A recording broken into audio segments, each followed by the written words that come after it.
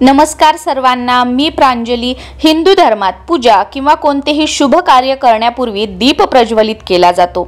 लहानपणापासून आपण सर्वजण आपल्या आईला, आजीला, पणजीला दिवा लावताना पाहिले असेल। घराच्या वडीलधाऱ्या मंडळींनुसार घरात दररोज सकाळी आणि संध्याकाळी दिवा लावावा, यामुळे घरामध्ये आनंद आणि समृद्धी राहते।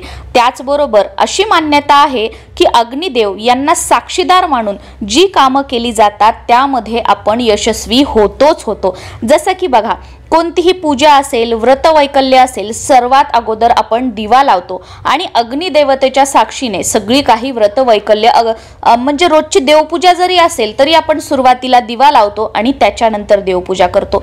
नैवेद्य दाखवायचा असेल तर अगोदर दिवा लावला जातो आणि त्यानंतर देवाला नैवेद्य दाखवला जातो। कारण असं म्हटलं जातं की अग्निदेवतेच्या साक्षीने पूजेसंबंधित ज्या काही गोष्टी कार्य आपण करतो तर ती देवापर्यंत पोहोचतात किंवा देव त्याचा स्वीकार करतात।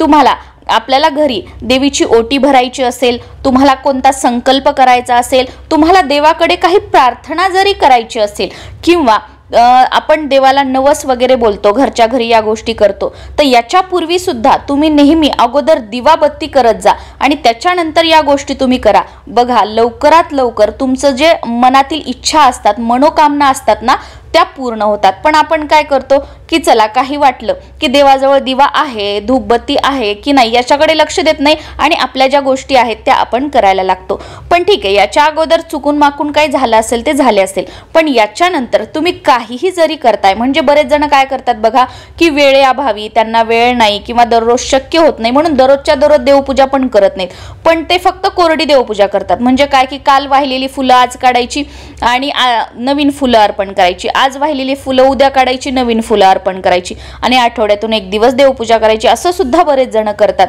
तुम्ही हे जरी करत असाल ना तर अगोदर दिवा लावायचा आणि त्याच्यानंतर या गोष्टी करायच्या। किंवा तुम्हाला हेही करणं शक्य नसेल दररोज तर तुम्ही अगदी फक्त सकाळी स्नान झाल्यानंतर देवासमोर दिवा लावा आणि देवाला हात जोडून जरी आपण आपापल्या कामाला लागलो तरी सुद्धा आपली जी प्रार्थना आहे ना, जी काही तुम्ही हात वगैरे जोडले आहेत तर ते सुद्धा देवापर्यंत पोहोचतात आणि देवासमोर दिवा लावल्याने एक सकारात्मक लहर जी आहे ना ती आपल्या घरातील वातावरणामध्ये पसरते आणि घरामध्ये सुख समृद्धी राहते।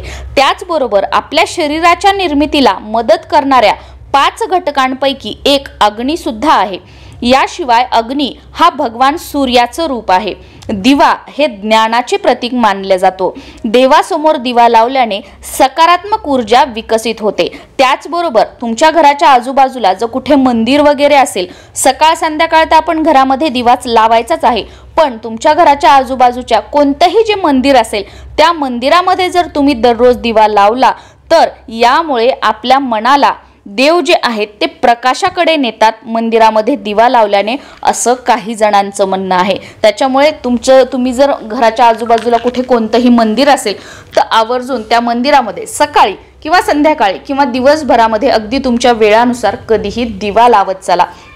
आता जेव्हा आपण दिवा लावतो तर दिवा लावल्यानंतर त्या दिव्यामध्ये उरलेली वात, जसं की तुम्ही तुमच्या घराच्या मुख्य प्रवेशद्वाराच्या बाहेर माता लक्ष्मीच्या आगमनासाठी, माता लक्ष्मीच्या स्वागतासाठी दिवा लावत असाल, संध्याकाळी दिवे लागणीच्या वेळेला असू द्या किंवा सकाळी असू द्या, तुम्ही तुळशीजवळ दिवा लावताय किंवा दररोज आपण देवासमोर दिवा लावतोय। आता तर नवरात्र झालेली आहे, नवरात्रीमध्ये अखंड दिवा प्रज्वलित करताना आपण 1.25 हात वात घेतली होती। मग ह्या ज्या सगळ्या वाती असतात किंवा इतर वेळी जे दिव्यामध्ये वाती अर्धवट वगैरे राहतात तर बऱ्याच वेळेला बरेच जण काय करतात की दिवा जेव्हा स्वच्छ करण्यासाठी जिथे आपण किचनचं वॉश बेसिन असेल किंवा सिंक असेल, जिथे तुमची भांडे घासण्याची जागा आहे, तिथे आपण काय करतो, बरेच जण की त्यातल्या वाती काढतात आणि तिथेच मग जे काही आपण खरकट वगैरे हे करतो तिथे वाती टाकता, मग तिथेच दिवा क्लीन करायचा, स्वच्छ करायचा, वाळवायचा आणि परत तो जो दिवा आहे दिवा लावण्यासाठी त्याचा वापर करायचा।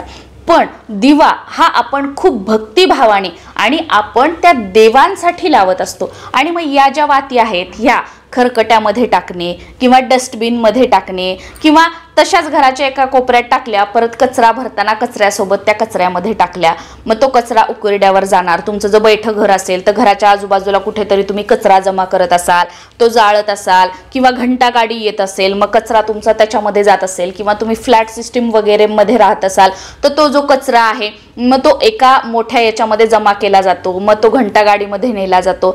तर असे जेव्हा कचऱ्यामध्ये या वाती वगैरे जातात तर त्या कचऱ्यामध्ये फक्त सगळ्या चांगल्याच गोष्टी असतात का? व बरेच जण म्हणजे कोणाला पिरियड्स असतात, कोणाचं काही असतं, कोणाच्या घरी सुतक असतं, कोणाच्या घरी विटाळ असतो, म्हणजे काहीही किती किती काही काही गोष्टी त्या कचऱ्यामध्ये असतात.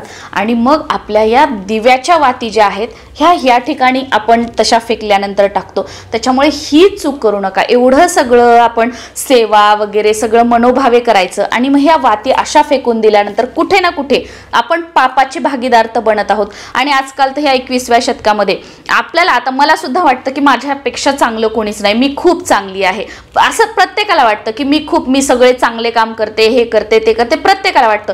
पण असं आहे का? खरोखर जर आपण विचार केला तर या गोष्टी आहेत का? तर या गोष्टी नाही आहेत. त्याच्यामुळे काय करायचं, ह्या ज्या वाती असतील, उरलेल्या वात, तुम्हाला नवीन वात टाकायची असेल तर ह्या वाती काढून घ्यायच्या आणि याच्यासाठी तुम्ही एक छोटीशी कॅरी बॅग करू शकता, किंवा तुम्ही एक छोटीशी डब्बी वगैरे तुम्ही करू शकता. आणि ज्या या उरलेल्या वाती आहेत ना, तुम्ही त्या डब्बीमध्ये साठवून ठेवू शकता. आणि जेव्हा कधी मग तुम्ही जे तुमच्या घरामध्ये देवांना वाहिलेले फुलं वगैरे जे निर्माल्य त्याची तुम्ही विल्हेवाट लावता तर त्याच्यासोबत तुम्हाला या वाती न्यायच्या आहेत, म्हणजे त्या निर्माल्यामध्ये टाकायच्या आहेत. आता निर्माल्य नदीमध्ये पाण्यामध्ये प्रवाहित करायचं का? तर अजिबात नाही. निर्माल्य जे आहे तुमच्या गावामध्ये कुठे एखादं मंदिर वगैरे असेल बघा, नदी वगैरे, तर त्याच्या आजूबाजूला मोठे कलश ठेवले जातात निर्माल्य टाकण्यासाठी. तसं काही असेल सुविधा तर त्याच्यामध्ये निर्माल्यासोबत या वाती टाकायच्या आहेत. तसं काही नसेल तर तुमचं स्वतःचं शेत वगैरे काही असेल तर शेतामध्ये खड्डा करून त्याच्यामध्ये निर्माल्यासोबत हे दाबून द्यायचं आहे. किंवा आपलं शेत वगैरे काही नसेल तर जिथे कुठे घराच्या आजूबाजूला मोकळी जागा असेल वगैरे तर तिथे खड्डा करून त्याच्यामध्ये सुद्धा आपण दाबून देऊ शकतो. आणि हे काहीच या तिन्हीपैकी तुम्हाला शक्य नसेल तर काय करायचं, एखादी मोठी पणती वगैरे आपल्या घरामध्ये जुनी काही असेल तर ती घ्यायची, त्याच्यामध्ये ज्या सगळ्या वाती साठलेल्या आहेत त्या टाकायच्या, त्याच्यामध्ये कापुराची वडी टाकायची आणि ह्या ज्या सगळ्या वाती आहेत ना त्या पूर्ण जाळून टाकायच्या आहेत. या सगळ्या वाती जळाल्यानंतर त्याची जी राख होते ना ती तुम्ही तुमच्या घरातील झाडं असतील, किंवा तुमच्या सोसायटीमधील झाडं असतील, किंवा तुमच्या अंगणातील झाडं असतील तर त्या झाडाच्या बुंध्याशी तुम्ही टाकू शकता. यामुळे काय होईल की ह्या ज्या वाती आहेत त्या कधी कुठे पायंदळी येणार नाहीत आणि कचऱ्यात वगैरे कुठे डस्टबिन मध्ये वगैरे सुद्धा टाकल्या जाणार नाहीत.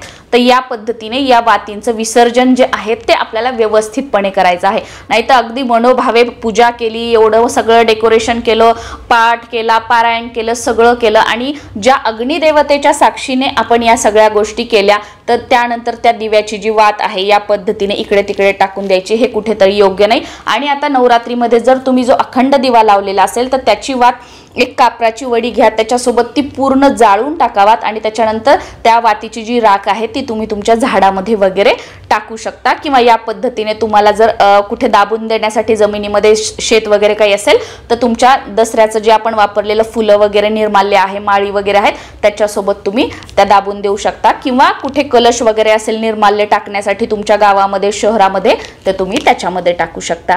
नमस्कार.